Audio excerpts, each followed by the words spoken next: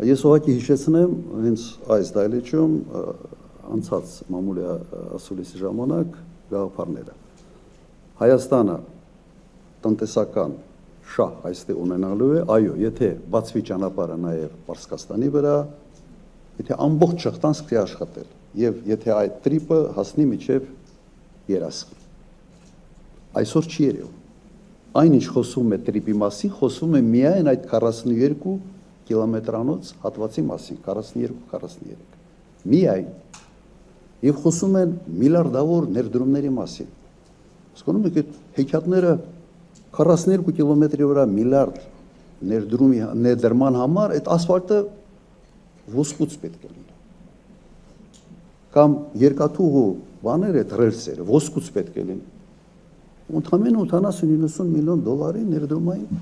ծրագիր է, ընդամենը, որը Հայաստանը հանգիստ կարող է անել իր միջոցներով։ Պաուստային ֆոնդի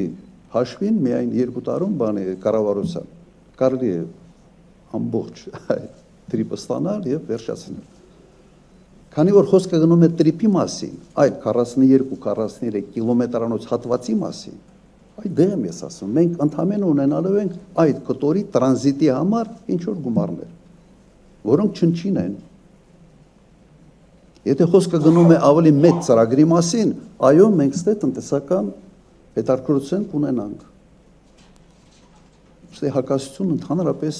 հակասություն չկա եւ իմ մոտեցումը չի փոխվել այդ առումով։ Հիմա ինչ վերաբերում է վերահսկողությանը։ Նայեք, այսօր վերահսկողությունը իրականացվում է ոչ միայն ընդհանրապես, ոչ միայն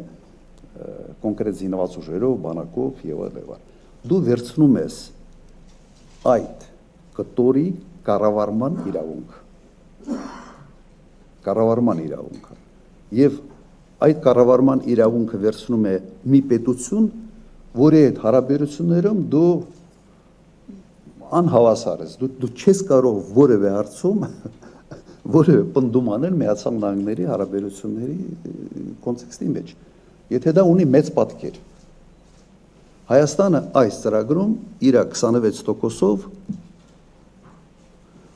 ասենց ասեմ, կարա միանա խուլ ու խամրերի միությանը, աշխարհաքաղաքական։ Իմ ասած սենց է։ Չի երևում, թե ինչպես է Հայաստանը առաջ մղելու այդ շահերը։ Իսկ հետաքրքրությունը ուղղակի կրկնեմ,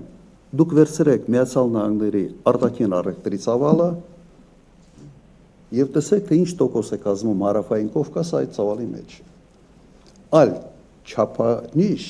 գնահատելու համար երկրի տնտեսական հետաքրքրություն ուղղակի չկա, աշխարհում գոյություն չունի։